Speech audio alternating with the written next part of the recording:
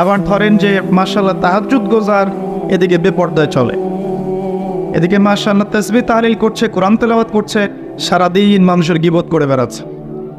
এদিকে মাশাআল্লাহ দেখবেন দান সাদাকা অনেক করছে, আবার এদিকে হিন্দি সিরিয়াল, স্টার জলসা, জি বাংলা, পর্নোগ্রাফি, হারাম মুভিস এগুলোতে ব্যস্ত আছে। মানে এক কথায় কিছু কিছু মানে আর কিছু কিছু মানে না।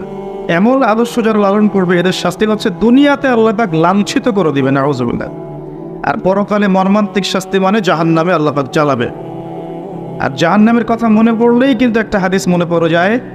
নবী সাল্লাল্লাহু আলাইহি ওয়াসাল্লাম মেরাজের রাতে গিয়েছিলেন। মেরাজের রাতে আল্লাহ পাক থেকে জান্নাত জাহান্নাম দুটোই দেখিয়েছেন, দেখেন নাই? দেখিয়েছেন। যখন তিনি জাহান্নাম দেখেছেন, সেখানে জাহান্নামের প্রহরী একজন ফেরেশতাকে দেখেছেন। খুব ভালো করে শোনেন প্রিয় মা বোনেরা, জাহান্নামের প্রহরী ফেরেশতাকে নবীজি দেখেছেন। আর জাহান্নামে 19 জন প্রহরী ফেরেশতা আছে, মাত্র 19 জন মেইন কমান্ডার। আর বাকি যে কত মালায়েকা আছে আল্লাহ ভালো জানেন।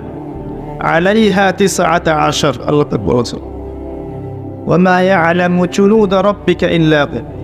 তো সেই কমান্ডারদের মধ্যে একজন, যার নাম হচ্ছে মালিক। সূরা যুখরুফের মধ্যে তার নাম উল্লেখ করা আছে, তার নাম মালিক।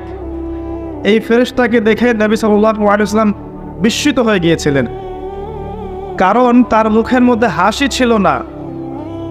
তিনি বললেন জিবরাইল আলাইহিস সালামকে, হে জিবরাইল, এই ব্যক্তিকে, এই ফেরেশতাকে, ব্যক্তি নয়, এই ফেরেশতাকে যে কখনো হাসে না? জিবরাইল আলাইহিস সালাম বললেন, এর নাম হচ্ছে মালিক। আল্লাহ পাক তাকে জাহান্নামের প্রহরী হিসেবে সৃষ্টি করেছেন। জাহান্নাম সৃষ্টি হওয়া থেকে নিয়ে আজ পর্যন্ত সে কখনো হাসেনি, নাউযুবিল্লাহ। চিন্তা করতে পারছেন? কোনোদিনও হাসে নাই, কারণ জাহান্নামের আযাব দেখতে দেখতে দেখতে দেখতে তার মুখের হাসি উঠে গেছে। জাহান্নামে যারা যাবে তাদের মুখে কি হাসি থাকবে? নবী সাল্লাল্লাহু আলাইহি ওয়াসাল্লাম অনুমতি নিয়ে জাহান্নামে উকি দেওয়ার পারমিশন আল্লাহ পাক তাকে দিয়েছিলেন। তিনি উকি দিয়ে যা দেখেছেন, প্রিয় মা বোনেরা ভালো করে শুনুন। নবী করিম সাল্লাল্লাহু আলাইহি ওয়াসাল্লাম বলেছেন যে আমি জাহান্নাম দেখেছি এবং দেখেছি সেখানকার বেশিরভাগ অধিবাসী হচ্ছে নারী জাতি। ইন্না লিল্লাহি ওয়া ইন্না ইলাইহি রাজিউন। মনে করবেন না যে আল্লাহ পাক মেয়েদের প্রতি জুলুম করতে পারেন। নিঃসন্দেহে আল্লাহ পাক কারো প্রতি জুলুম করবেন না। ইন্নাল্লাহা লা ইউযলিমু মিসকালা যাররাহ। আল্লাহ পাক যাররা পরিমাণও জুলুম কারো প্রতি করেন না। তার মানে যারা জাহান্নামে যাবে তার উপযুক্ত হয়েই যাবে ইনশাআল্লাহ তাআলা। আরেকটা বিষয় হচ্ছে, এই হাদিসটা শেষ জামানার মহিলাদের জন্য খাস।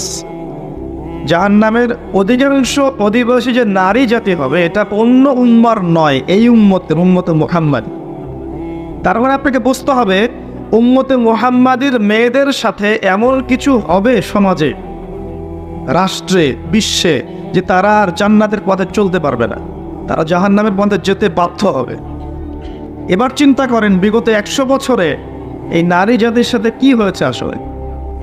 100 বছর আগের মহিলাদের দিকে তাকাবেন, দেখবেন মাশাআল্লাহ পর্দার পূর্ণ তারা পালন করতেন। তারা বিনা প্রয়োজনে বাইরে বের হতেন না, বের হলেও মাহরাম ছাড়া বের হতেন। তারা স্মার্টফোন এত বেশি চালাতেন না, ইউটিউবে সময় দিতেন না, সিরিয়াল দেখতেন না, এত বেশি গীবত করতেন না, এত বেশি তহমত করতেন না, এত বেশি পতিতালয় ছিল না, এত বেহায়াপনা ছিল না। এই নারী পুরুষের পোশাক পরে রাস্তায় হাঁটত না। আর নারীরা সমঅধিকারের নামে সমস্ত জায়গায় পুরুষের পাশে ফ্রি মিক্সিংয়ে বসে যেত না। 100 বছর আগে এই সংস্কৃতি ছিল না। এই 100-200 বছর থেকে দেখবেন নারী পুরুষ আর পুরুষ নারীর কোনো পার্থক্য নাই। মেয়ে ছেলের পোশাক পরছে, ছেলে মেয়ের পোশাক পরছে। মেয়েরা শহরে জিন্সের প্যান্ট আর গেঞ্জি পরে ঘুরছে। পার্লারগুলোতে মেয়েদের দৌরত্ব দেখবেন, রাস্তাঘাটে মেয়ের দৌরত্ব, বাজারে মেয়েদের দৌরত্ব, যেখানে তাকাবেন সেখানে নারী, পর্দার কোনো বালাই নাই। স্কুল, কলেজ, বিশ্ববিদ্যালয়ে দেখবেন নারী পুরুষের কোনো পার্থক্য নাই। ফ্রি মিক্সিং, ছেলে মেয়ে খোলামেলা মেলামেশা করছে এবং ব্যাপক জেনা ছড়াচ্ছে, ব্যাপক ধর্ষণ হচ্ছে, সংসার ভেঙে যাচ্ছে, পরকীয়া হচ্ছে, দুনিয়ার সিরিয়াল নিয়ে তারা ব্যস্ত হয়ে আছে। এবং এর পাশাপাশি কতটুকু আল্লাহকে সময় দিচ্ছে আপনারাই ভালো জানেন। এর পাশাপাশি উল্টা দিকে নাই কোরআনের আলো, নাই মাদ্রাসায় পড়াশোনা, না আছে তাদের তালিম, না আছে তাদের পিছনে মেহনত, না আছে এই মেয়েদেরকে আপনার দিনের পথে নিয়ে আসার কোনো প্রচেষ্টা, না আছে 5 ওয়াক্ত সালাত, না পরিবারের পর্দা, না ইসলামী অনুশাসন, না সংস্কৃতি, এগুলো উঠে গেছে। এর ফলশ্রুতিতে বিগত 100 বছর আপনি দেখবেন নারীরা জাহান্নামে যাওয়ার উপযুক্ত হয়েছে বলেই আল্লাহ রাসূল সাল্লাল্লাহু আলাইহি ওয়াসাল্লাম দেখে এসেছেন যে কিয়ামতের মাঠে এবং জাহান্নামের এই গহ্বরের মধ্যে নারীদের সংখ্যা হবে বেশি। তাছাড়াও আরও কারণ আছে, পুরুষদের তুলনায় মেয়েদের সংখ্যা বেশি, এটা একটা কারণ যে মেয়েরা জাহান্নামে বেশি যাবে। আরেক শ্রেণীর মানুষ জাহান্নামে বেশি যাবে, তারা হচ্ছে উদ্ধত এবং অহংকারী। যারা উদ্ধত এবং অহংকারী, এই মানসিকতা, এদেরকে দিয়ে আল্লাহ পাক জাহান্নাম পূর্ণ করবে। প্রিয় মা ও বোনেরা, জাহান্নামের শাস্তির কয়েকটা বর্ণনা শোনাচ্ছে। নবী সাল্লাল্লাহু আলাইহি ওয়াসাল্লাম দেখে এসেছেন এক শ্রেণীর মানুষ, তাদেরকে রক্তের নদীতে ফেলে মাথা ফাটিয়ে দেওয়া হচ্ছে। নবীজি জিজ্ঞাসা করলেন, এরা কারা? জিবরাইল আলাইহিস সালাম বললেন, এরা হচ্ছে আপনার উম্মতের সেই সব ব্যক্তি যারা ছিল সুদখোর। সুদের মধ্য দিয়ে তারা গরিবের রক্ত চুষে খেয়েছে, এই কারণে ওদেরকে রক্তের নদীতে ফেলে মাথা ফাটিয়ে দেওয়া হচ্ছে। যে ব্যক্তি সুদ খাবে, যে সুদ দিবে, যে সুদের সাক্ষী থাকবে এবং সুদের কথা লিখে রাখবে, 4 শ্রেণীর মানুষকে আল্লাহ রাসূল সাল্লাল্লাহু আলাইহি ওয়াসাল্লাম সমানভাবে অভিশাপ করেছে। আমরা আশা করব আপনারা সুদ খাবেন না, পরিবারের কর্তাকে সুদের দিকে উদ্বুদ্ধ করবেন না এবং সুদী সমিতির মধ্যে নাম লেখাবেন না। আল্লাহ পাক বোঝার তৌফিক দান করুন। তিনি দেখে এসেছেন এক শ্রেণীর মানুষকে সামনে ভালো গোশত দেওয়া হয়েছে, পাশে নোংরা পচা গোশত দেওয়া হয়েছে। তারা ভালো গোশত খাচ্ছে না, পচা গোশতগুলো খাচ্ছে। নবীজি বললেন, এরা হচ্ছে, নবীজিকে বলা হলো, এরা হচ্ছে আপনার উম্মতের সেই সব ব্যক্তি যাদের বাসায় পবিত্র স্বামী ছিল, স্বামী থাকা সত্ত্বেও পরকীয়া করেছে পরপুরুষের সাথে। আর এই পরকীয়া শুধু যৌন সম্পর্কে বোঝানো হয় না, এই ফোনে কথা বলা, এই অন্যের হাজব্যান্ডের দিকে মন্দ চোখ দিয়ে তাকানো, তাদের সাথে কফি খাওয়া, মেলামেশা করা, এগুলো সবই পরকীয়ার অর্থ। শুধুমাত্র বিছানায় যৌন সম্পর্কটাই পরকীয়া নয়, চোখের, মনের, কথার, কানের সমস্ত জেলাই পরকীয়ার অন্তর্ভুক্ত। আমরা মা বোনদেরকে সতর্ক থাকার অনুরোধ করবেন। এরপর তাদেরকে এই শাস্তি দেওয়া হচ্ছে যাদের ঘরে পবিত্র স্ত্রী ছিল কিন্তু তারপরেও তারা পরনারীর সাথে সম্পর্ক স্থাপন করেছিল, উভয়কে শাস্তি দেওয়া হচ্ছে। আরেক শ্রেণীকে শাস্তি দেওয়া হচ্ছে মেয়েদের বুকের মধ্যে শিক যেটা থাকে, শিকটা কি আপনারা বলেন বুঝি না আমরা, লোহার মতো বাঁকানো একটা শিক, এটা ঢুকিয়ে দিয়ে ঝুলিয়ে রাখা হয়েছে এবং জাহান্নামে আযাব দেওয়া হচ্ছে। এরা ছিল আপনার উম্মতের সেই সব ব্যক্তি যারা ওই সব নারী ছিল যারা ব্যভিচার করেছে বা জিনা করত। জিনার এই পথ পুরুষদের মাধ্যমে যতটা না উন্মুক্ত হয়, নারীদের মাধ্যমে তার চেয়ে বেশি উন্মুক্ত। যখন সমাজের বেশিরভাগ মেয়েরা বেপরদায় ঘোরাফেরা করবে, তখন সমাজের মধ্যে জিনা বাড়বেই, ব্যভিচার বাড়বেই, ধর্ষণ বাড়বেই, পরকীয়া বাড়বেই এবং সমাজের যে একটা নূরানি কাঠামো থাকে, রুহানি কাঠামো থাকে, আল্লাহ প্রদত্ত, এটা আর থাকবে না, ভেঙে যাবে। আমরা আমাদের মা বোনদেরকে অনুরোধ করব, ছোটবেলা থেকেই আপনার মেয়েকে, আপনার বোনকে পর্দা করতে শেখার। সম্ভ্রম একবার চলে গেলে এই বিশ্ব নেতারা, রাষ্ট্রনেতারা, অর্থনৈতিক নেতারা, সমাজের নেতারা কখনো সম্মানটুকু ফিরিয়ে দিতে পারবে না। আপনার আমার সম্মান আমাদেরকেই রক্ষা করতে হবে, আমাদের পরিবারের মূল্যবোধ আদর্শ আমাদেরকেই রক্ষা করতে হবে। এদিকে দাজ্জালের অনুসারী এবং শয়তানের অনুসারীরা কানের পাশে অনেক স্লোগান দিতে থাকবে, এই স্লোগানে আপনার কান দেওয়া যাবে না। আল্লাহ পাক বোঝার তৌফিক দান করুন, আমিন। আর অনেক শাস্তি তিনি দেখে এসেছেন যে ব্যভিচারীদেরকে এমন চুলার মধ্যে রাখা হয়েছে যার নিচের দিকটা প্রশস্ত, সামনের দিকটা সরু, নিচ থেকে আগুন জ্বলছে উপর থেকে দাউ দাউ করে, আর মানুষগুলো নগ্ন অবস্থায় নিচ থেকে উপরে চলে আসছে।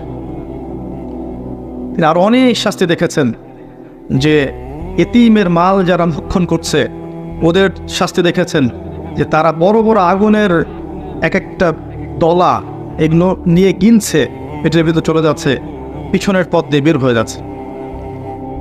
যারা সালাত আদায় করতো না তাদের শাস্তি তিনি দেখে এসেছেন যে তারা শুয়ে আছে এবং মাথার উপরে দুইজন ফেরেশতা দাঁড়িয়ে আছে, তাদের হাতে বড় পাথর আছে, এই পাথর দিয়ে তারা মাথা ফাটিয়ে দিচ্ছেন, মাথাটা চূর্ণ বিচূর্ণ হয়ে যাচ্ছে এবং সেই পাথরটা ছিটকে অনেক দূরে চলে যাচ্ছে।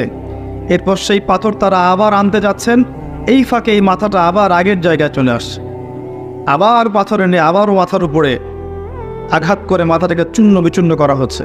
কাদের শাস্তি? যারা ফরজ নামাজ পড়তো না, ঘুমিয়ে থাকতো।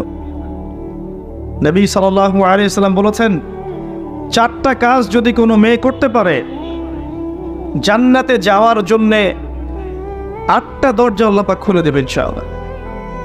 মাত্র 4টা কাজ কোনো নারী যদি করতে পারে, তার জন্য আল্লাহ পাক জান্নাতের 8টা দরজাই খুলে দেবে ইনশাআল্লাহ। যে দরজা দিয়ে ইচ্ছা সে প্রবেশ করতে পারবে। তার প্রথম কাজ হচ্ছে, যেই নারী 5 ওয়াক্ত সালাত আদায় করে। কতজন মেয়ে এখন 5 ওয়াক্ত সালাত পড়ে নিজেরাই ভেবে দেখেন, বা আদৌ সালাতের নিয়ম কানুন জানে কিনা ভেবে দেখেন, ওযু ঠিক মতো করতে পারে কিনা ভেবে দেখেন, সালাতের ফরজ ওয়াজিব কোনটা, সুন্নাহ কোনটা, মুস্তাহাব জানে কিনা এটা ভেবে দেখেন। জীবনে কোনোদিন সালাত শিক্ষা একটা বই পড়েছে কিনা এটাও ভেবে দেখেন। 12, 14, 15 বছর স্কুল কলেজ ইউনিভার্সিটিতে পড়েছে, 20 বছরের মতো একটা নামাজ শিক্ষা বই পড়েছে কিনা ভেবে দেখেন। এই মেয়ে কি বিনা হিসেবে জান্নাতে যাবে? 8টা দরজা খুলে দেওয়া হবে। দ্বিতীয় কাজ বলেছেন নবী সাল্লাল্লাহু আলাইহি ওয়াসাল্লাম, যেই নারী 5 ওয়াক্ত সালাত আদায় করে এবং রমজান মাসে রোজা রাখে। রমজান মাস কি সেটাই তো জানে না এখন। রমজান মাস মানে ওর কাছে মনে হয় ঈদ করার মৌসুম, জামা কেনার মৌসুম, নতুন নতুন জামা আসবে, এগুলো কিনবো, ফ্যাশন করব, বিউটি পার্লার যাবো, মেকআপ করবো, হ্যাং ট্যাং করে ঈদের দিন রাস্তায় করবো, এটাই হচ্ছে রমজানের বৈশিষ্ট্য তাদের কাছে মনে হয়। অথচ রমজান আসলে আয়েশা রাদিয়াল্লাহু আনহা চোখের পানি ঝেড়ে দিয়ে সিজদায় পড়ে থাকতেন, জায়নামাজে পড়ে থাকতেন। এমনকি নবী সাল্লাল্লাহু আলাইহি ওয়াসাল্লামের সঙ্গ দেখা যেত কোনো কোনো ক্ষেত্রে পাওয়া সম্ভব হতো না। আমাদের নবীজি তখন আল্লাহর ধ্যানে এবং ইবাদতে বেশি ব্যস্ত থাকতেন। কোথায় সেই মেয়েরা এখন রমজান মাসে 30টা রোজা রাখবে, পাশাপাশি তাহাজ্জুদে দাঁড়িয়ে, কিয়ামুল লাইলে দাঁড়িয়ে, তারাবির সালাতে দাঁড়িয়ে আল্লাহর সামনে চোখের পানি ঝাড়বে। চোখ দিয়ে পানি ঝরা তো একটা সৌভাগ্য, আল্লাহর স্মরণে চোখ দিয়ে পানি আসা একটা সৌভাগ্য, যেটা আল্লাহ পাক সবাইকে দেন না। যেই চোখ দিয়ে সারাদিন জীবন মাস্টার জলসা দেখছেন, পরপুরুষকে দেখছেন, অবাস্তব এইসব কাহিনীর সাথে বাস্তবতার কোনোই সম্পর্ক নাই। শিরকি মুশরিকি আকীদা, কুফরি আকীদা এগুলো শিখছেন, ওদের সংস্কৃতি শিখছেন, ওদের রং ঢং শিখছেন, ওদের মতো করে কথা বলছেন, ওদের মতো করে শাড়ি পরছেন, ওদের মতো করে খাচ্ছেন, উঠছেন, বলছেন। এই চোখ দিয়ে আল্লাহর পানি বের হবে কখনো? এই চোখ দিয়ে আল্লাহর পানি বের হওয়ার সৌভাগ্য হবে কখনো? কোশ্চিন কেন হবে? আর যে আল্লাহর স্মরণে কাঁদতে পারে নাই, তার চেয়ে হতভাগা কে আছে পৃথিবীতে? কেউ যদি আল্লাহর স্মরণে কাঁদে, আল্লাহ পাকও তাকে মনে মনে স্মরণ করে, এবং সেই চোখ জাহান্নামে যাবে না যেই চোখ আল্লাহর স্মরণে কেঁদেছে।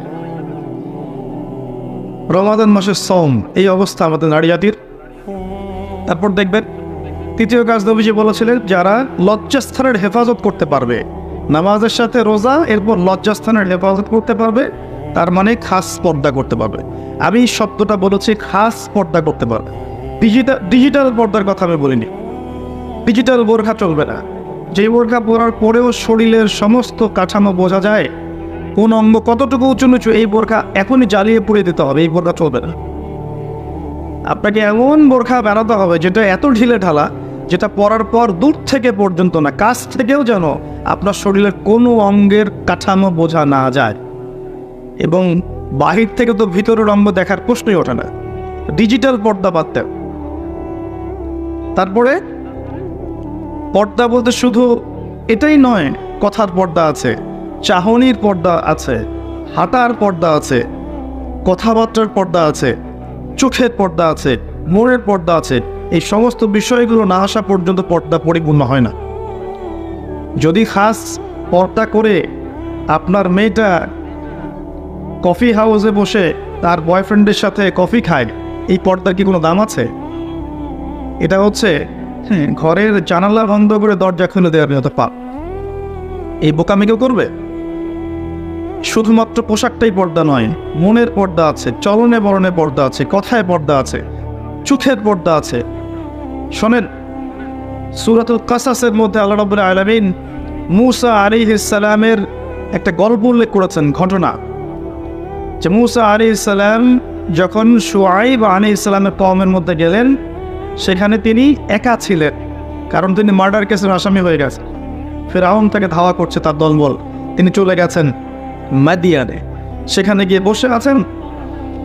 দেখছেন দুইজন মেয়ে পানি নিতে এসেছে, কিন্তু মেয়েদের যেহেতু শক্তি কম, অন্য মানুষটা তাদেরকে পানি নিতে বাধা দিচ্ছে।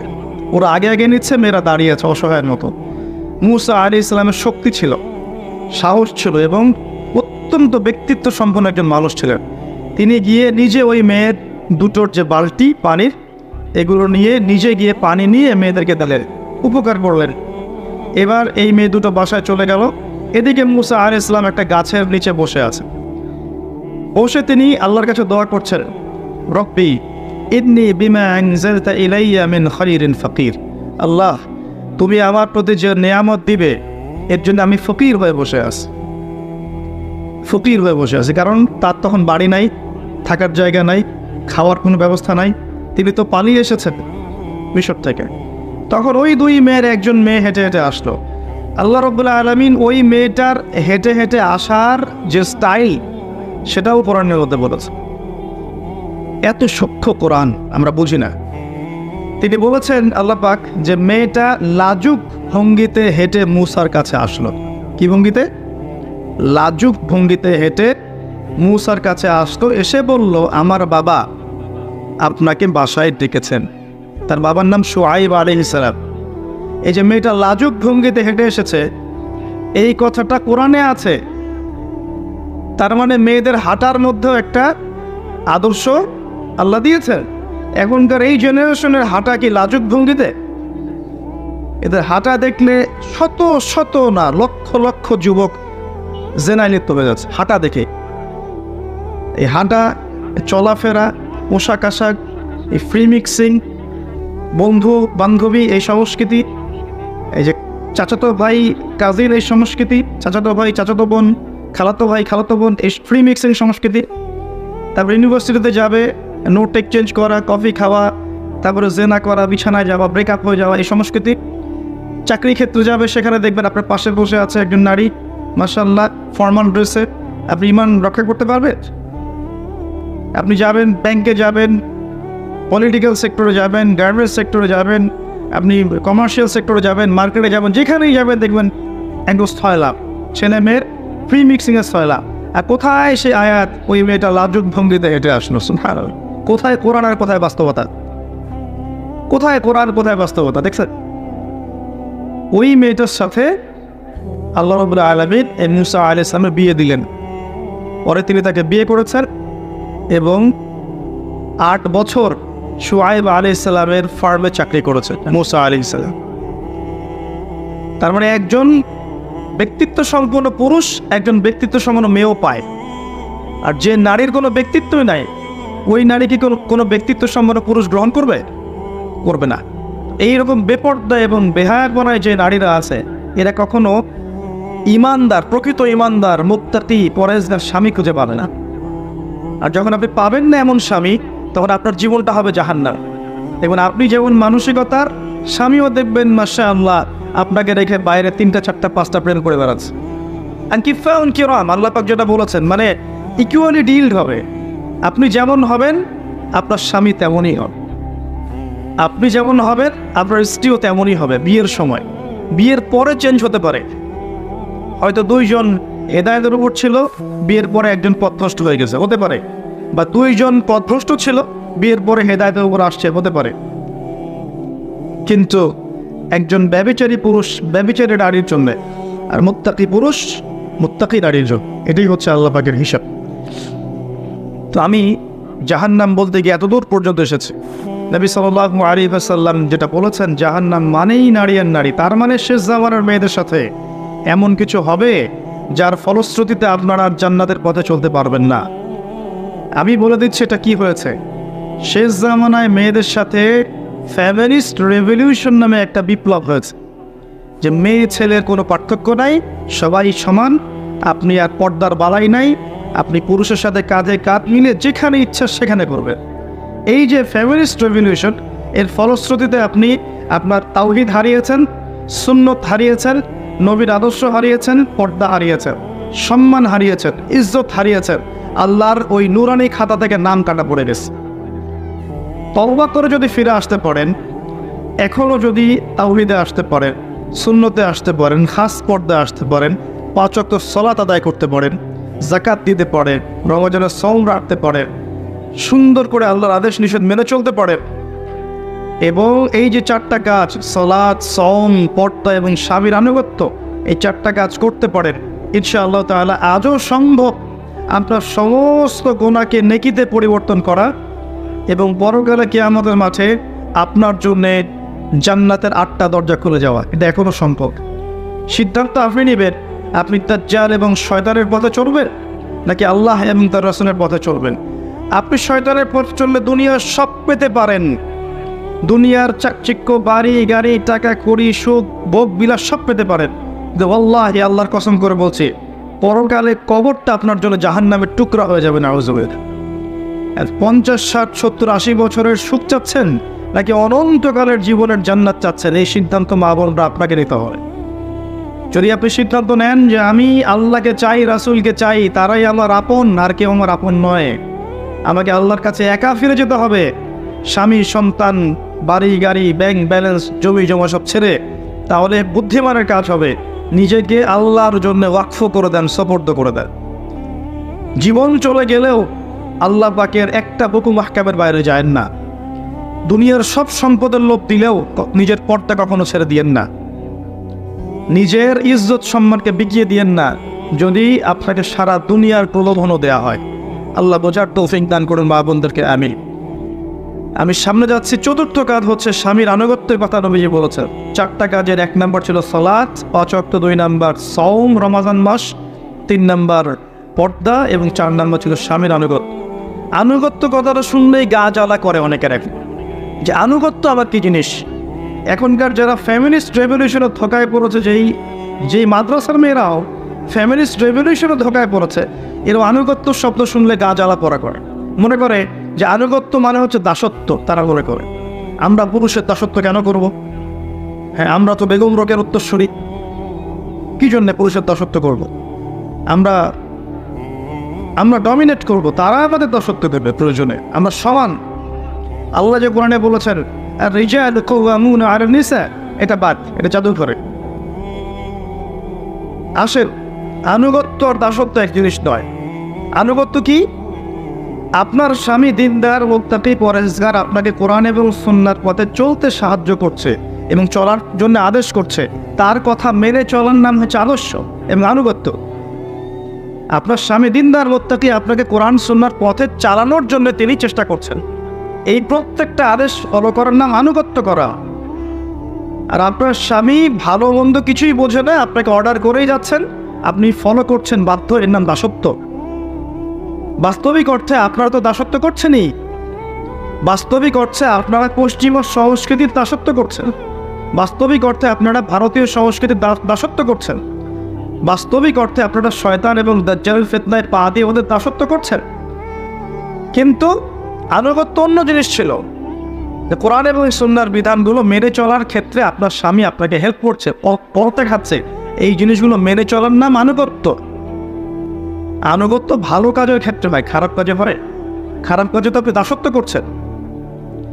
আর কোনো কোনো ক্ষেত্রে দেখা যায় যে ভালো মন্দ স্বামী এমনভাবে বোঝে হয়তো স্ত্রী অতটা বুঝে না, সেই ক্ষেত্রে তার পরামর্শটা মেনে নেওয়ার নাম আনুগত্য করা। কোনো কোনো ক্ষেত্রে সমাজে এবং সংসারে, স্পেশালি পরিবারে এবং সংসারে শান্তি শৃঙ্খলা বজায় রাখার জন্যে চুপ থাকার অভ্যাস করতে হয়, নীরব থাকার অভ্যাস করতে হয়, মেনে নেয়ার মানসিকতা তৈরি করতে হয়, যাতে করে সংসারটা ঠিক থাকে, পরিবারটা ঠিক থাকে, পরিবারের পরিবেশটা সুশৃঙ্খল থাকে। এগুলো না আনুগত্য, বিচক্ষণতা।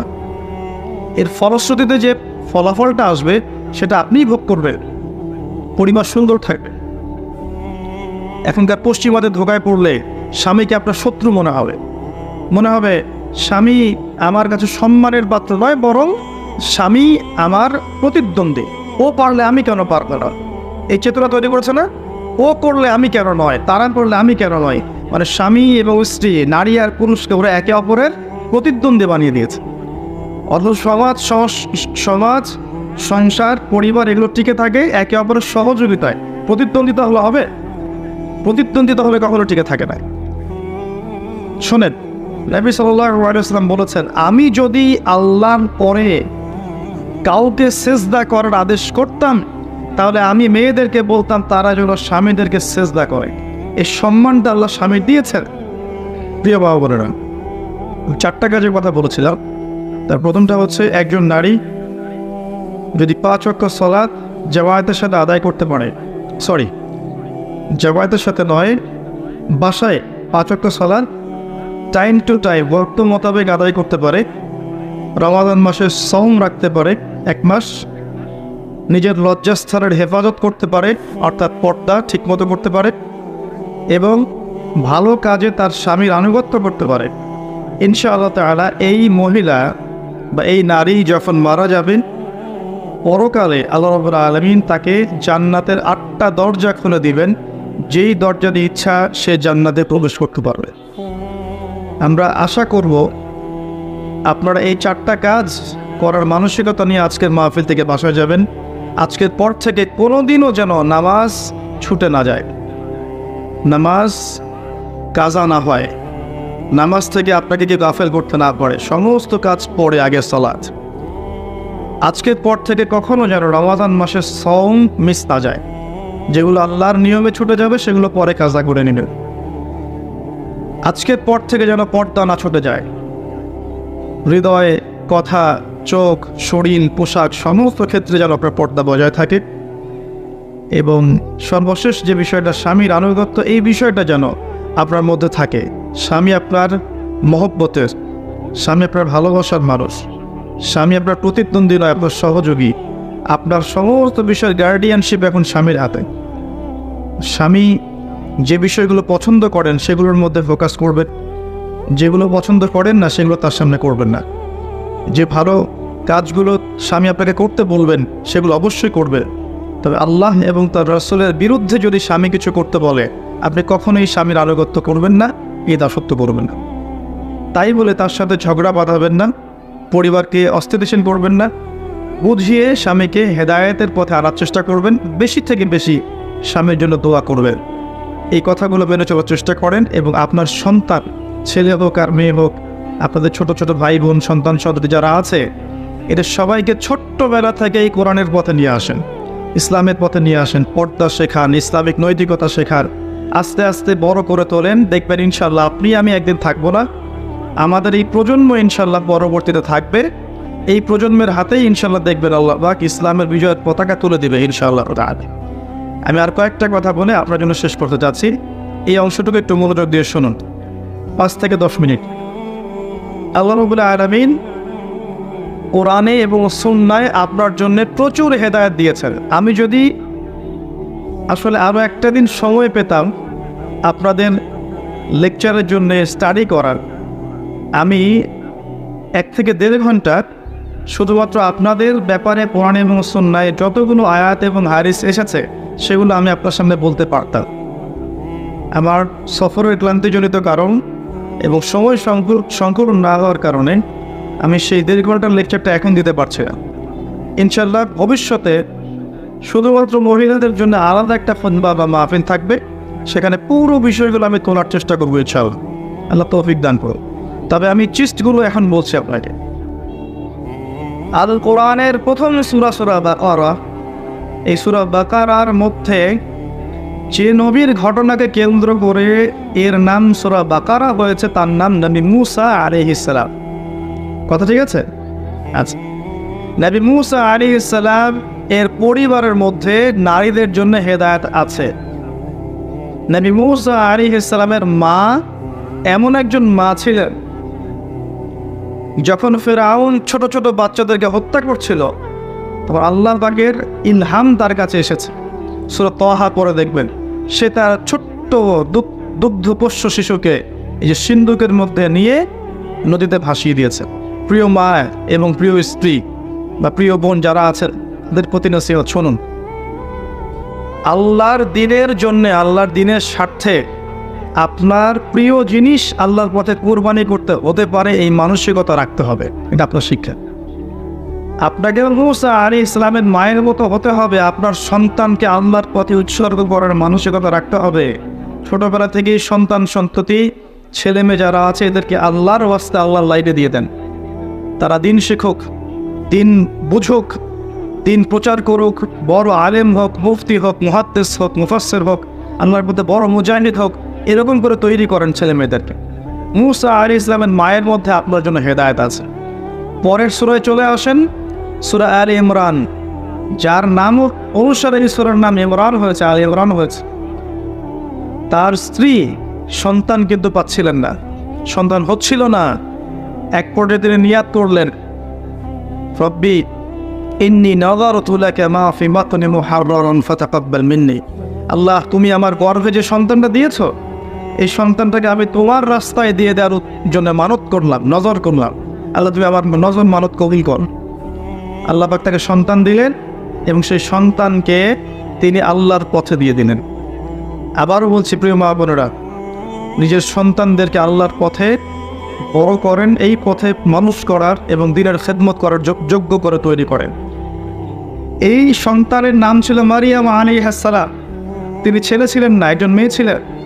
আর এই মারিয়াম আলাইহিস সালামের মধ্যে মেয়েদের জন্য দৃষ্টান্ত আছে। খুব কম নারী আল্লাহ পাকের এই যে রহমত, বরকত, জান্নাতের সৌভাগ্য লাভে ধন্য হবেন, তার মধ্যে এই নারী একজন, মারিয়াম আলাইহিস সালাম। তিনি এত ইবাদত গুজার ছিলেন, পর্দানসীন ছিলেন, যে মসজিদের একটা কোনায় তার জন্য একটা হুজরা আলাদা করে তৈরি করা থাকতো, তিনি সেখানে ইবাদত করতেন। তার কাছ থেকে আমাদের মা বোনদেরকে এখন ইবাদত শিখতে হবে, আদর্শ শিখতে হবে। ভারতীয় নায়িকা, পশ্চিমা নায়িকা, বাংলাদেশের নায়িকা, এদের থেকে আপনি আদর্শ নেবেন না। আপনাকে আল্লাহ পাক কোরআনে আদর্শ দিয়েছেন, মারিয়াম আলাইহিস সালাম আপনার আদর্শ। প্রচুর ইবাদত গোজার ছিলেন, আপনারাও তার মতো করে ইবাদত করেন। আল্লাহ পাক তৌফিক দান করুন। আমি নিয়মিত সালাত পড়েন, যাকাত দেন, সওম রাখেন, ভালো কাজ করেন, সত্য কথা বলেন, তিলাওয়াত করেন, জিকির করেন, এগুলোতে আপনার সময় অতিবাহিত করেন। এর পাশাপাশি আপনি সাংসারিক যে কাজগুলো করবেন, এই প্রতিটা কাজই আপনার জন্য ইবাদত।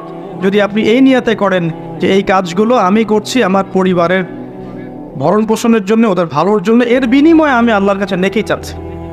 কিসের অর্থনীতি? মানে রিবা। এখনকার বিশ্বে কি আছে? রিবা। 3 নম্বর, ওই সময়টা ছিল মাদকের যুগ। কিসের যুগ? এখনকার যুগটা কিসের যুগ? ইয়াং জেনারেশনের মূল প্রবলেম কি? মাদক। 4 নম্বর, ওই যুগটা ছিল বর্জ্য হানাহানির যুগ। কিসের যুগ? তো এখন বর্জ্য হানাহানিকে ব্যাখ্যা করতে হবে। এটা ধর্মীয় হানাহানি এবং পলিটিক্যাল হানাহানিতেও রূপ নিয়েছেন, আমরা বুঝতেই পারছেন। আর 5 নম্বর, ওই যুগের মূল সমস্যা ছিল আরেকটা, সেটা হলো নারী জাতির অবমাননা। জিনা ওই যুগ ছিল, মেয়েদের ব্যবহার নামে বেশি ছিল, ব্যভিচার বেশি ছিল, জুয়া হতো, এগুলো ছিল কিনা?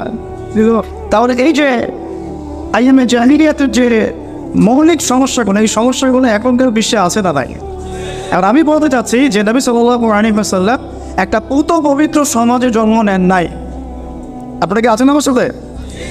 নবী সাল্লাল্লাহু আলাইহি ওয়াসাল্লাম একটা পুত পবিত্র সমাজে জন্ম নেন নাই, বরং আমাদের এই রাষ্ট্র সমাজ বা বিশ্বের মতোই একটা জাহেলি পরিবেশে জন্ম নিয়েছিলেন। ওখানেই বেড়ে উঠেছেন, যেখানে শিরকের ছড়াছড়ি, সুদের ছড়াছড়ি, জেনার ছড়াছড়ি, ব্যভিচারের ছড়াছড়ি, জুয়া ছড়াছড়ি, মেয়েদের সাথে অবমাননা হচ্ছে, তারপরে গর্জ্য হানাহানি হচ্ছে, মাদকের ছড়াছড়ি।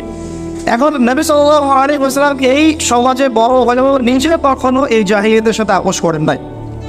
সিরাতের প্রথম শিক্ষা যে আমরা যে পরিবেশে আছি এখানে নিজেরা সেফ থাকতে হবে, নিজেরা সেফ থেকে জাহিলিয়াতের সাথে আপোষ করা যাবে না। আমি নিজে এবং আমার পরিবার, আমার আন্ডারে যারা আছে তাদেরকে এই জাহিলিয়াত থেকে দূরে রাখবো ইনশাআল্লাহ। এটা প্রথম শিক্ষা। ওই দোহাই দেওয়া যাবে না যে সমাজ তো নষ্ট হয়ে গেছে, রাষ্ট্র তো এই সমস্যা, বিশ্ব তো এই সমস্যা না। ওই সময়ও এই সমস্যাগুলো ছিল, তারপরেও কিন্তু নবী সাল্লাল্লাহু আলাইহি ওয়াসাল্লাম নিজে কখনো মিথ্যা বলেন নাই, নিজে কখনো আমার তো খেয়াল করেন নাই। ওই সময় তাকে মানুষ আল আমিন বলছে, আস-সাদিক আল আমিন, আস-সাদিক আল আমিন। এবার তিনি সমাজ পরিবর্তনের চেষ্টা করছেন, হিলফুল ফজল তৈরি করছেন, ইত্যাদি ইত্যাদি, কিন্তু পরিপূর্ণ অ্যাপ্রোপ্রিয়েট রেজাল্ট পাওয়া যাচ্ছে না, কারণ তখন ওহী নাজিল হচ্ছে না। আপনি সমাজ রাষ্ট্র বিশ্ব পরিবর্তন করতে পারবেন না যতক্ষণ পর্যন্ত আপনি ওই সমাজ, ওই রাষ্ট্র এবং ওই বিশ্বের স্রষ্টা আল্লাহর বিধান অনুযায়ী চলছেন না। সিম্পল কথা, ঠিক আছে? নিজের মন গড়ায় পুরো ফিলোসফি দিয়ে, বুদ্ধিভিত্তিক যে ফিলোসফিগুলো আমাদের বা মানব রচিত বিধান দিয়ে, নিজের মন গড়া ফিলোসফি দিয়ে, দর্শন দিয়ে আপনি সমাজের সমস্যাগুলোকে সলভ করতে পারবেন না। কারণ সমাজের সৃষ্টিকর্তা যিনি, সেই আল্লাহর যখন দাসত্ব করা হবে এবং তার পক্ষ থেকে আরিত সেই হুদার, হেদায়াত বা ওয়াহির বিধানগুলো যখন বাস্তবায়ন করা হবে, সমাজ সুন্দর হয়ে যাবে। সব এটার ঘাটতি ছিল তখন নবী সাল্লাল্লাহু আলাইহি ওয়াসাল্লাম একাকিত্ব অবলম্বন করা শুরু করবেন। যেহেতু পারছেন না, তার ভালো লাগছে না পরিবেশ। আপনি যদি 5 ওয়াক্ত নামাজ পড়েন, মাত্র 5 ওয়াক্ত নামাজ, অন্য কোনো আমলও না করেন, আপনার গান শুনতে ভালো লাগবে না। ঠিক আছে কথা? আর নবী সাল্লাল্লাহু আলাইহি ওয়াসাল্লাম কোনোদিন কোনো পাপ করেনই নাই, তার সমাজের এত জাহিলিয়াত তার কাছে ভালো লাগবে কীভাবে? এই জন্য তিনি হেরা গুহায় যেতেন। আপনি বুঝতে পারছেন কথা? এই জন্য তিনি হেরা গুহায় গিয়ে থাকতেন, একাকিত্ব অবলম্বন করতেন। সমাজের জাহিলিয়াত তার ভালো লাগতো না। এক পর্যায়ে আল্লাহ রাব্বুল আলামিনের পক্ষ থেকে সেই কাঙ্ক্ষিত সময় চলে আসলো, রমাদান মুবারক, লাইলাতুল কদর। ওই চলে আসলো জিবরাইল আলাইহিস সালামের মাধ্যমে। সূরা আলাক, ইকরা বিসমি রাব্বিকাল্লাযী খালাক, খালাকাল ইনসানা মিন আলাক, ইকরা ওয়া রাব্বুকাল আকরাম আল্লাযী আল্লামা বিল কলম, আল্লামাল ইনসানা মা লাম ইয়ালাম। দেখেন, প্রথম ওইটা কি কেন্দ্রিক আসছে? পড়াশোনা কেন্দ্রিক। আল্লাহ পাক কিন্তু বললেন না শিরক করো না, মূর্তি পূজা করো না, ব্যভিচারের কাছে যেও না, তোমরা একে অপরকে হত্যা করো না, পর্দা করো, যাকাত দাও। আছে প্রথম ওহীতে কি আছে? করো, বড় বড়। এটাই আমরা বলি ইয়াং জেনারেশনকে, যদি আমরা চাই যে আমাদের সোসাইটি, আমাদের নেশনটাকে পরিবর্তন করতে, লেখাপড়ার এবং জ্ঞানতাত্ত্বিক বিপ্লবের কোনো বিকল্প নেই।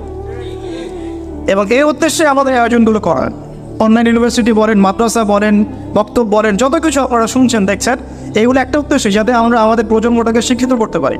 ওই জায়গায় তারা আঘাত করেছে, যাতে আপনারা একটা কি বলবো, সৌগন, ওই যে বারবার বলছি সৌগন প্রগতিশীল চেতনায় এগিয়ে যান এবং শরীফের গল্প পড়েন।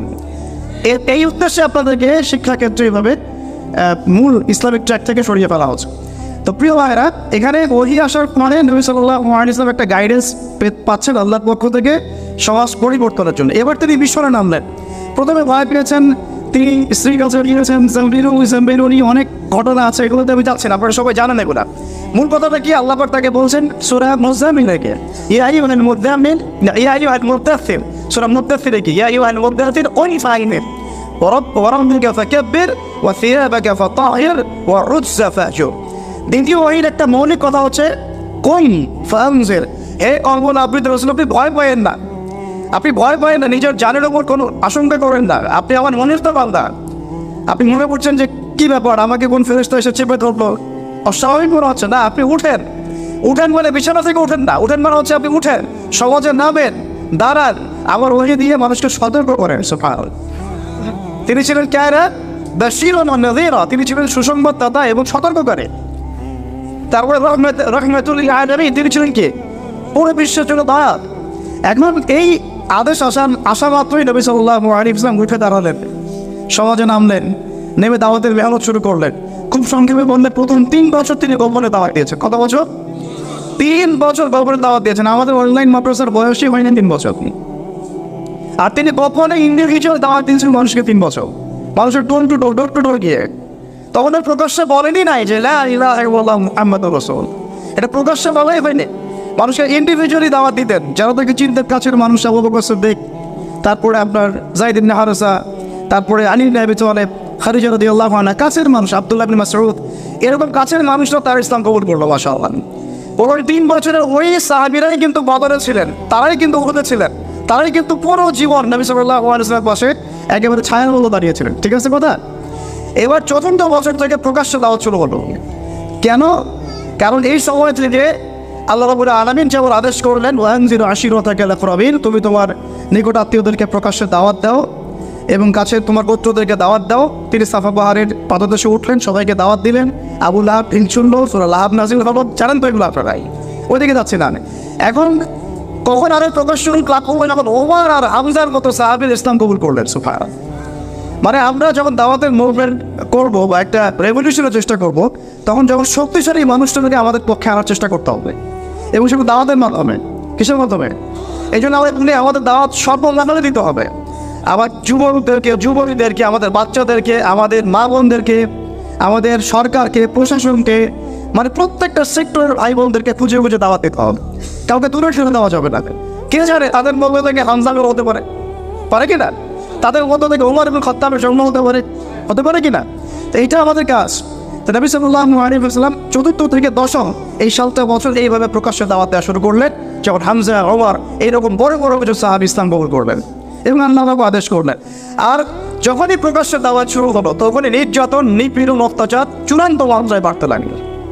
প্রথম 3 বছর কিন্তু এত নির্যাতন ছিল না, ছিল 4th থেকে 10ম বছর পর্যন্ত আপনি যান, দেখবেন নির্যাতনের মাত্রা শেষ নাই।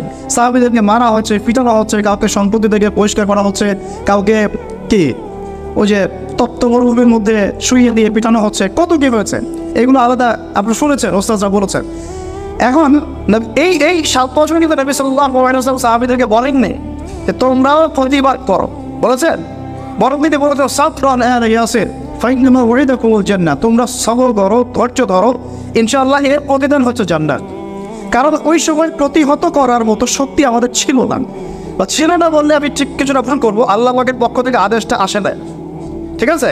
ওই সময় কিন্তু হামজা রাদিয়াল্লাহু আনহু বলছিলেন যে ইয়া রাসূলুল্লাহ আনবো তো, আপনি বললেন আমরা এখন প্রতিবাদ করি। হ্যাঁ, একজন সাহাবী এসে বলছেন ইয়া রাসূলুল্লাহ কত সহ্য করবো, আপনি বদয়া করে ওদের প্রতি। নবী সাল্লাল্লাহু আলাইহি ওয়াসাল্লাম বলছেন না, একদিন দেখবে আমার এই দিন মাশরিক আর মাগরিবে পৌঁছে যাবে, ওই সুদূর হীরা নগরী থেকে একজন আসবে, এসে তাওয়াফ করে যাবে, হজ করে যাবে, কেউ তার কোনো ক্ষতি করবে না, আল্লাহকে ছাড়া সে কাউকে ভয় করবো না। বলে কিন্তুকুম তাস্তাজিলুন, কিন্তু তোমরা খুব তাড়াহুড়া করছো। কি করছো? এই ভুলটা আমরা করছি বাংলাদেশের মানুষ। আমরা দিন প্রতিষ্ঠার ক্ষেত্রে এই ভুলটা করছি, আমরা খুবই তাড়াহুড়া করছি। আমরা মনে করছি যে এখনই করতে হবে, এভাবেই করতে হবে, আজকেই করতে হবে। একটা সিলসিলা আছে, একটা ট্র্যাক আছে, একটা কনস্ট্রাকটিভ সিরাতের আমাদের সামনে রোল মডেল আছে, আমাকে সেই পথে হাঁটতে হবে। এবং নবী সাল্লাল্লাহু আলাইহি ওয়াসাল্লাম সাহাবাদের মধ্যে ঐক্য রেখা ছিলেন, বিভক্ত হয়ে যান নাই, আমরা বিভক্ত হয়ে গেছি। তিনি যা আদেশ করতেন সাহাবীরা সামি'না ওয়া আতা'না, শুনলাম মানলাম। আমাদের জনগণ এমন না, শোনে মানে এমন না, একটা কথা বলবেন উল্টালে করবে। এখানে জবাব পাবেন না, আপনি ইমারত পাচ্ছেন না, একজন সুযোগ্য নেতা পাচ্ছেন না যার আন্ডারে সবাই পিছনে গিয়ে দাঁড়াবেন। আছে? বলেন সত্যি কথা নাই, সবাই সবার মতো কাজ করছি আমরা। ওকে ফাইন, কাজগুলোকে সমন্বয় করতে হবে, এটা হচ্ছে আমাদের কাজ, আমাদের একটা ভিশন। এখন নবী সাল্লাল্লাহু আলাইহি ওয়াসাল্লাম এই 7 বছরে আমাদেরকে অস্ত্র হাতে প্রতিহত করতে বলেন না, বরং তিনি বলেছেন সবর করতে, হিকমার সাথে দাওয়াত দিতে। ওরা যদি আমাদেরকে খারাপ কিছু থ্রো করে, আমাদেরকে ভালো থ্রো করতে বলা হচ্ছে, ঠিক আছে? ওরা খারাপভাবে যদি আমাদের সাথে কোনো অ্যাটিটিউড করে বা অ্যাটেম্প নিয়ে আসে, আমাদেরকে বলা হচ্ছে তোমরা কল্যাণ নিয়ে এর প্রতিবাদ করো, আরও ভালোটা দিয়ে করো। এই জায়গায় আমাদের ল্যাকিংস আছে কি নাই? আছে। এর মানে কি হলো, নবী সাল্লাল্লাহু আলাইহি ওয়াসাল্লাম দেখলেন যে অত্যাচারের মাত্রা প্রচণ্ড হয়ে গেছে, তখন দুর্বল সাহাবীদেরকে তিনি বললেন তোমরা আবিসিনিয়াতে চলে যাও। কোথায়? আবিসিনিয়া। তাকে প্রথম হিজরত কিন্তু মদিনা হয়নি, কথা আছে। সেখানে বাদশা নাজাশী ছিলেন একজন খ্রিস্টান। এই পশ্চিমা সভ্যতার খ্রিস্টানদের আমরা যারা ছেলে বিয়ে করে নাউজুবিল্লাহ, ওই রকম না, বরং তিনি ছিলেন একজন সৎ খ্রিস্টান, যিনি ঈসা আলাইহিস সালামের প্রতি ঈমান নিয়ে এসেছিলেন, এবং তিনি পরবর্তীতে মুসলিমও হয়েছেন, মুসলমানদেরকে আশ্রয় দিয়েছিলেন। সূরা মারিয়ামের তেলাওয়াত শুনে মুসলমান হয়ে গেছেন, আলহামদুলিল্লাহ। মুসলমানদেরকে এমন সাহায্য তিনি করেছেন যেটা আসলে হয়তো আমরাও করতে পারবো কিনা আল্লাহ ভালো জানেন, ঠিক আছে? তো এখন তিনি যখন ইন্তেকাল করেন, নবী সাল্লাল্লাহু আলাইহি ওয়াসাল্লাম তার গায়েবারা জানাজা কিন্তু পড়েছেন। এই বাচ্চা নাজাশীর কথা বলছে। তো তার রাজ্যে তিনি মুসলমানদেরকে আশ্রয় দিলেন, তারা শান্তিতে থাকতে লাগলেন। এই দিকে দাওয়াতের মেহনত চলতে লাগলো মক্কায়। চলতে চলতে দেখা যাচ্ছে মক্কাতে 3 বছর বয়কট করে দিল আমাদের, মনে আছে? 3 বছর বয়কট। ওদের সাথে চলবো না, ফিরবো না, বিয়ের সাথে করবো না, গাছের ছালবো জায়গায় তারা থাকতে লাগলেন, শিয়ারে আবু তালেব, ওই পাহাড়ের মধ্যদেশে। ওই সময় সাহাবীদের গায়েরও এত বেশি ছিল, কেউ যদি খাবার অনুদান দিয়ে যেত না, তারা ফিরিয়ে দিতেন যে অনুদানের দরকার নাই, আল্লাহ খাওয়াবেন আর কিছু। সত্যি বলছি, বাস্তবতা সিরাত আর আমাদের মধ্যে আকাশ পাতাল পার্থক্য, অনতিক্রম্য ব্যবধান একটা। এই ব্যবধানটা যত কমবে ইসলাম তত বিজয়ী হবে, চাও। এই ব্যবধান যত ভাঙাতে পারবো তত ইসলাম বিজয় লাভ করবে, চাও না। এই ব্যবধান পাওয়ারও দায়িত্ব কিন্তু ইন্ডিভিজুয়ালি আমাদের প্রত্যেকের সবার। এখন আসেন, এই 3 বছরের বয়কট জীবন শেষ হয়েছে আমরা জানেন অলৌকিকভাবে। আল্লাহ ওই বয়কটের দলিল নামাটা খাইয়ে দিয়েছেন ওই মাটির পোকা দিয়ে, এটা আপনারা জানেন। 3 বছর বয়কটের পরে নবী সাল্লাল্লাহু আলাইহি ওয়াসাল্লামের জীবনে ঘটে যায় 3টা বড় বড় ঘটনা। একটা হচ্ছে চাচা আবু তালেবের ইন্তেকাল, যে আবু তালেব ছিল সাপোর্ট, মক্কায় সবচেয়ে বড় সাপোর্ট, তাই না? তিনি এত বড় সাপোর্ট ছিলেন যে আমরা করতে পারি না নবীকে এখন পর্যন্ত। আমরা তো দাঁড়িয়ে রাখতে পারছি না। আচ্ছা, চাবো তাহলে পুরো ন্যাশনাল এগেনস্টে তার ভাতিজাকে সাপোর্ট দিয়েছেন, তারপরে শেষ পর্যন্ত ইসলাম কবুল করতে পারেন নাই। আর আল্লাহ পাক আপনাকে আমাকে মুসলিম পরিবারে জন্ম দিয়েছেন, আমরা হক আদায় করতে পারি না। কথা বোঝা যাচ্ছে কি আমার? এখন আসে চাচা আবু তালেবের ইন্তেকালের মাত্র কয়েকদিন পরেই ইন্তেকাল করেছেন খাদিজা রাদিয়াল্লাহু আনহা, সবচেয়ে প্রিয়তমা প্রেমময় স্ত্রী। এই শেলটা তখন তিনি অনেক ব্যথিত, বিষণ্ণ। ওই সময় আল্লাহ রাব্বুল আলামিন তাকে মেরাজ করালেন, সুবহানাল্লাহ। একেবারে আল্লাহ রাব্বুল আলামিনের কাছে নিয়ে গিয়ে ওহীগুলো করলেন। মনে আছে না বাকারা শেষের আয়াতগুলো? সালাত 50 ওয়াক্ত থেকে কমতে কমতে 5 ওয়াক্ত আল্লাহ পাকের নিদর্শন দেখালেন। বাইতুল মুকাদ্দাসে নিলেন, সেখানে ইমামদের তিনি ইমামতি করলেন। আল্লাহ পাক তার কষ্ট ভুলিয়ে দিলেন। এরপরে ইসলামের টার্নিং পয়েন্ট চলে আসে। এরপরে 11তম বছরে এর আগে নবী সাল্লাল্লাহু আলাইহি ওয়াসাল্লাম তাইফে গিয়েছেন, তাইফের আলোচনা করে শুনেছেন। সেখানে আব্দু ইয়ালাই, আব্দুল মাসউদ, হাবিব বিন আমর তারা ইসলাম কবুল করে নাই, বরং তাইফবাসী নবীকে মেরেছে, রক্তাক্ত করেছে, ফিরিয়ে দিয়েছে। এবং এই ফিরিয়ে দেওয়ার ঘটনা কত হৃদয় বিদারক ছিল সেটা আমরা আরিফ বিন হামিদ ভাইয়ের মুখ থেকে শুনেছি। এখন তিনি কিন্তু বলদোয়া করেন নাই, বরং তিনি তাইফবাসীর জন্য দোয়া করেছেন যে আমি আশা করি যে আল্লাহ পাক তাদের ঔরস থেকে এমন প্রজন্ম বের করবে যারা পরবর্তীতে আল্লাহর প্রতি ঈমান আনবে ইনশাআল্লাহ। তো দেখেন, আমাদের দায়ীদের মধ্যে, আমাদের যারা ইসলাম প্রতিষ্ঠায় আমরা কাজ করতে চাই বা স্বপ্ন দেখি, আমাদের মধ্যে কি এই সুরতটা আছে? এইরকম মানে ওপেন মাইন্ডেড একটা হৃদ্যতা আছে কি? এই মাইন্ডেড নাই, বরং আমরা সিলি একটি ইস্যু নিয়েও বদ্ধ করে ফেলে মানুষকে। আল্লাহ নবী সাল্লাল্লাহু আলাইহি ওয়াসাল্লাম বদ্ধ তো করেন নাই, পুরা উল্টা দোয়া করলেন তাদের জন্য। অপশন দেওয়া হয়েছিল, পাহাড় পর্বত ফেরেশতা একেবারে চাপ দিয়ে মালাকুল জীবন ওদেরকে শেষ করে দিবে, তিনি করেন নাই। আপনারা আবু হুরায়রা রাদিয়াল্লাহু আনহু নাম শুনেছেন, সবচেয়ে বেশি হাদিস বর্ণনাকারীদের একজন। হ্যাঁ, তিনি কিন্তু তায়েফবাসীদের যে উপগোত্রগুলো আছে তার একটা উপগোত্রের মানুষ। ওই দিন যদি তিনি বলতে করতেন আমরা আবু হুরায়রা রাদিয়াল্লাহু আনহুকে পেতাম, বুঝতে পারি না। তো এরপরে যাকে আলহামদুলিল্লাহ নবী সাল্লাল্লাহু আলাইহি ওয়াসাল্লাম মক্কায় ঢুকলেন।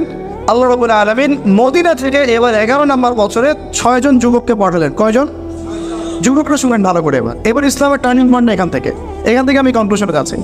6 জন যুবকের নেতা ছিলেন আসাদ বিন জুরার রাদিয়াল্লাহু আনহু।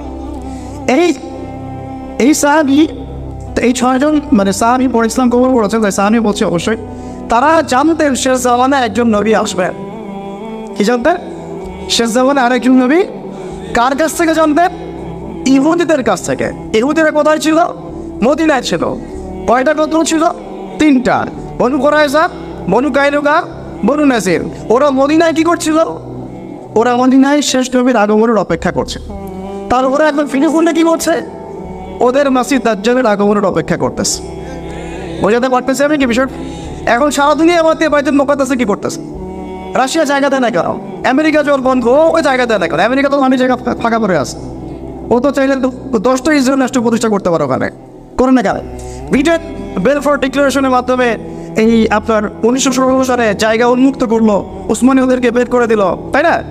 উসমানীয়দেরকে পরাজিত করে ওই জায়গা উন্মুক্ত করলো, করে ব্রিটেন সেখানে থাকলো না কেন? ওদেরকে জায়গা দিল কেন? এত যদি মিত্রতা, পশ্চিমা কোনো কান্ট্রি ওদেরকে জায়গা দেয়নি কেন? দিয়েছে? কোনো কান্ট্রি জায়গা দিয়েছে? সব বাদ দিয়ে জেরুজালেমে কি? সব বাদ দিয়ে মদিনায় যেমন যে ইস্যু ছিল, সব বাদ দিয়ে ওই সংবাদ দিয়ে এখন জেরুজালেমের সেম ইস্যু। ওইখানে তো অপেক্ষা করছিল ওই 3টা গাঁও, বনু কুরাইজা, বনু কাইনুকা, বনু নাজির, শেষ নবী মুহাম্মদ সাল্লাল্লাহু আলাইহি ওয়াসাল্লামের আগমনের জন্য। এবং তাকে বলে তারা বায়াত করতো, করে ইসলাম কবুল করে ধন্য হতো, দুনিয়া আখিরাতে সফল হতো। এটা ছিল ওদের শেষ অপশন। এই কাজটা না করার ফলে তাদের নাম ইয়াহুদ থেকে মাকতুব হয়েছে। ইয়াহুদ থেকে কি হচ্ছে? মাকতুব হয়েছে।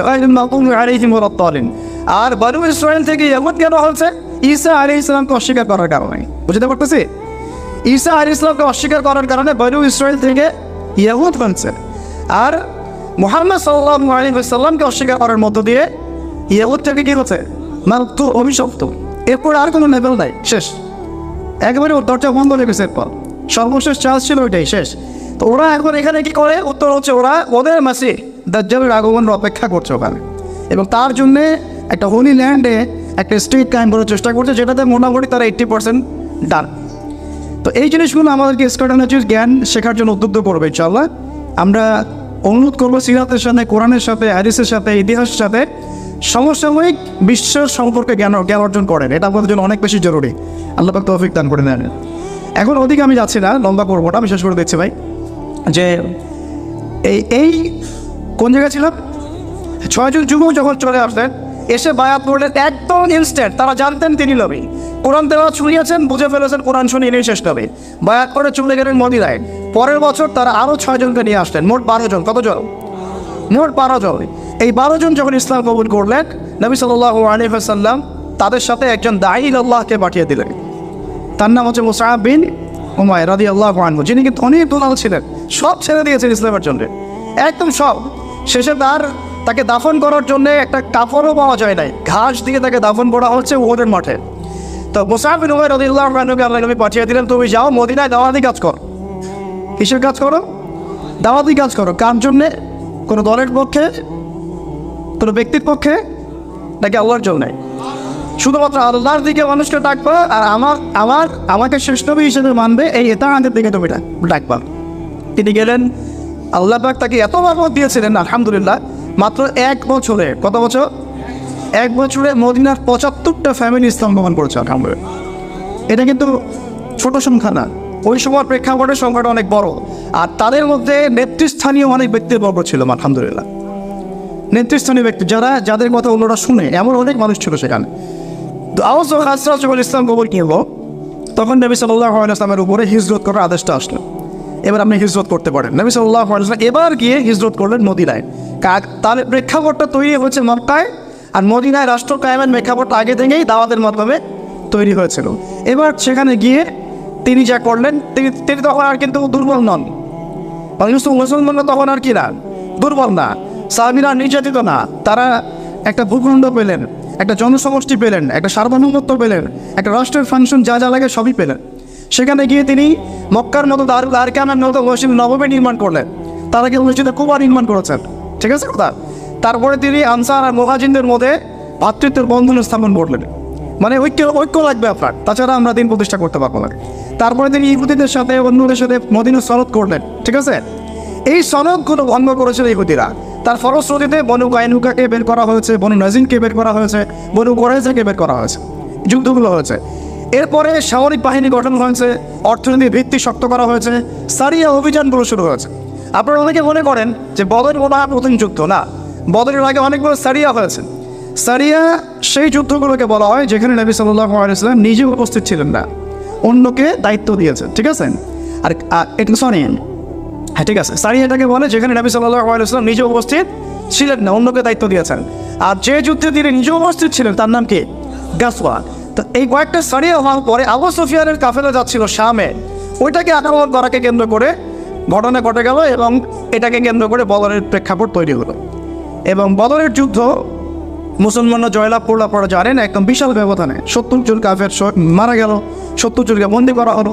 মুসলমানরা মাশাআল্লাহ পুরো বিশ্বকে জানাই দিল যে একটা শক্তি রাইজ করেছে আলহামদুলিল্লাহ, যেটা কারোর সামনে মাথা নত করবে না ইল্লাল্লাহ, আল্লাহ ছাড়া, কথা ঠিক আছে। এরপর উম্মতে তারা প্রতিশোধ দিতে আসলো। কি করতে আসলো? কিসের প্রতিশোধ? বদরের পরাজয়ের প্রতিশোধ। এই যুদ্ধটা আমরা জিতে গিয়েছিলাম একটা বই, মাত্র কয়টা বই? একটা খালি বই। কি বল বলে তো? ওই যে জাবাল রুমার উপর দাঁড়িয়ে থাকবা, ওখান থেকে নামবা না।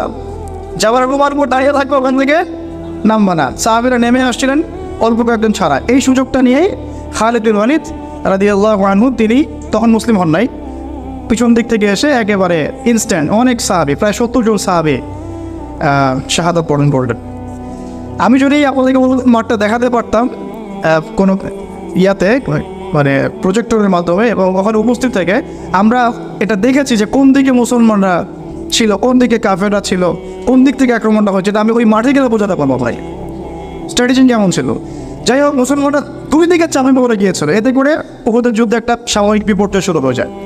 আপনারা জানেন ফলাফল কী হয়েছে। আমাদের নবী সাল্লাল্লাহু আলাইহি ওয়াসাল্লাম স্বয়ং নিজেও মার খেয়েছেন সাল্লাল্লাহু আলাইহি ওয়াসাল্লাম, যেটা আপনারা আলোচনা শুনেছেন ইতিমধ্যে। এরপরে তারা আরও বড় শক্তি ক্রিয়েট করেছিল খন্দকের যুদ্ধে আক্রমণ করার জন্য। খন্দকের খান খোলা হয়েছে সালমান আর ফারিসি রাদিয়াল্লাহু আনহুর পরামর্শে। তো খন্দক যুদ্ধের খান নবী সাল্লাল্লাহু আলাইহি ওয়াসাল্লাম নিজেই ফুরেছেন, মনে আছে আপনাদের, পেটে পাথর বেঁধে।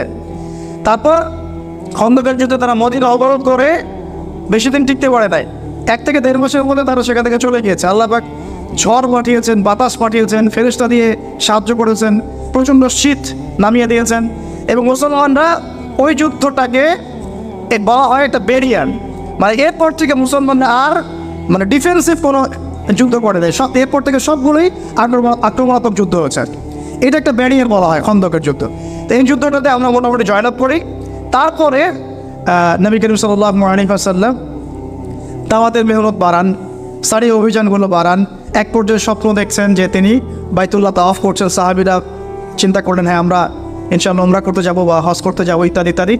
তো সবাই রেডি হলেন, 1400 সাহাবী যাচ্ছেন উমরা করতে নিরস্ত্রভাবে। কিন্তু আবু সুফিয়ানের কাফেলা তাদেরকে আটকে দিল। খালিদ বিন ওয়ালিদ সেখানে ছিলেন, তিনি তখন মুসলিম হননি কিন্তু, ঠিক আছে। তো এইখানে নবী সাল্লাল্লাহু আলাইহি ওয়াসাল্লাম বললেন, আমরা কিন্তু যুদ্ধ করতে আসি নাই, আমরা এসেছি ইবাদত করতে, আমরা অস্ত্র নিয়েও আসি নাই। তো ঠিক আছে, তোমরা ঢুকতে পারবে না, এই বছর উমরা করতে পারবে না, পরের বছর আসতে হবে, তাও পরের বছর অস্ত্র ছাড়া আসতে হবে, 3 দিনের বেশি থাকতে পারবে না, 10 বছর আমরা কেউ কারোর সাথে যুদ্ধ করবো না, এই 10 বছরে তোমাদের কেউ আমাদের দলে আসলে ফিরাই দিব না, আর আমাদের কেউ তোমাদের দলে গেলে ফিরাই দিতে হবে। সবগুলো ধারাই আমাদের কি এগেছে না? নবী সাল্লাল্লাহু আলাইহি ওয়াসাল্লাম বললেন, ঠিক আছে, ডান, ওকে ফাইন, কোনো সমস্যা নাই। এইবার নাযিল হচ্ছে ইন্না ফাতাহনা লাকা ফাতহাম মুবিনা। এই হুদায়বিয়ার সন্ধির মধ্য দিয়ে আমি তোমাকে স্পষ্ট বিজয় দিয়ে দিয়েছি। সুবহানাল্লাহ, ওটা তারা বুঝতে পারে না, ওটা ব্যাখ্যা করতে পারবো না আমি, এখন সময় লাগবে। এখন কথা হচ্ছে, হুদায়বিয়ার সন্ধির পরে নবী সাল্লাল্লাহু আলাইহি ওয়াসাল্লাম 10 বছরের জন্য সবচেয়ে বড় শক্তির হাত বন্ধ করে দিলেন, মানে কুরাইশরা এখন আমাদেরকে আর আক্রমণ করতে পারবে না, ঠিক আছে। এবার তিনি খায়বারে যে বাকি ইহুদিরা ছিল তাদেরকে আক্রমণ করবেন। কত ডিপ্লোম্যাটিক দেখেছেন, কত ডিপ্লোম্যাটিক স্ট্র্যাটেজি ছিল নবী সাল্লাল্লাহু আলাইহি ওয়াসাল্লামের। বড় শত্রুর হাত চেপে ধরেছেন, 10 বছর কোনো যুদ্ধ হবে না তোমার সাথে, সন্ধিও আছে, আর তুমি ওদেরকে সাহায্য করতে পারবে না। এবার তিনি গিয়ে খায়বার আক্রমণ করেছেন, ফিরে গিয়ে খায়বার আক্রমণ করেছেন। তারপরে আরও যুদ্ধ হয়েছে, আপনার মুতার প্রান্তরা হয়েছে, তাবুকের অভিযান হয়েছে, আরও সারিয়ার অভিযানগুলো হয়েছে। তো এই অভিযানগুলোর মধ্যে দিয়ে মুসলমানদের সংখ্যাও যেমন বেড়েছে, অর্থনৈতিক সমৃদ্ধ হয়েছে, তারপরে আমাদের ভূমির পরিমাণ বেড়েছে, রাষ্ট্রের আয়তন বেড়েছে, সব কিছু মিলিয়ে আমরা অনেক শক্তিশালী হয়েছি। সেই যে নির্যাতিত সাহাবীরা নিঃস্ব হস্তে মদিনায় আসলেন, এখন তাদের মানে আধ্যাত্মিক, অর্থনৈতিক, রাজনৈতিক, সামরিক সব ক্ষেত্রে তারা এখন আকাশচুম্বী একটা অবস্থানে চলে গেছে আলহামদুলিল্লাহ। কত বছরের মধ্যে? মাত্র 7-8 বছরের মধ্যে, 7 থেকে 8 বছর দলে দলে নবী ইসলাম কবুল করা শুরু করতেছিল আলহামদুলিল্লাহ। এরপরে চুক্তি ভঙ্গ করলো আবু সুফিয়ানের বাহিনী, মনে আছে? তারা ওই হুদায়বিয়ার সন্ধির চুক্তিটা ভঙ্গ করলো। এর ফলে নবী সাল্লাল্লাহু আলাইহি ওয়াসাল্লাম একদম বিশাল একটা ফোর্স নিয়ে মক্কা অভিমুখে রওনা হলেন, এবং তিনি বললেন যে যতজন আছো তার চেয়ে বেশি আগুন জ্বালাবা, যাতে ওরা যখন দেখবে তারা যেন মনে করে এত সৈন্য আসছে। মানে সবসময় তিনি খুবই বিচক্ষণ ছিলেন। আমরা তো মনে করি যে খালি সুবহানাল্লাহ, আলহামদুলিল্লাহ, আল্লাহু আকবার পরেই এখন মনে হয় ইসলাম। ইসলাম মানে একটা বিচক্ষণ ডিপ্লোম্যাটিক সিদ্ধান্ত, কখন আমাকে কীভাবে চলতে হবে, কোন সিচুয়েশনে আমি কীভাবে রিঅ্যাক্ট করবো, সিরাত আমাদেরকে এগুলোও শেখায়। তো প্রায় বলা যায় যে বিনা যুদ্ধেই মক্কা মোটামুটি জয় হয়ে গেল। আর মক্কা জয় হওয়ার পরে আল্লাহ রাসূল সাল্লাল্লাহু আলাইহি ওয়াসাল্লাম সবাইকে আমভাবে মাফ করে দিলেন। তবে তাকে যারা গালি দিয়েছিল, কষ্ট দিয়েছিল, তাদেরকে তিনি কিন্তু মাফ করেন নাই। মনে আছে ইবনে খাতালের নাম, কাবার ওই যে গেলাফ ধরেছিল, ওই অবস্থা তাকে হত্যা করা হয়েছে। কেন? সে নবী সাল্লাল্লাহু আলাইহি ওয়াসাল্লামকে গালি দিয়েছিল।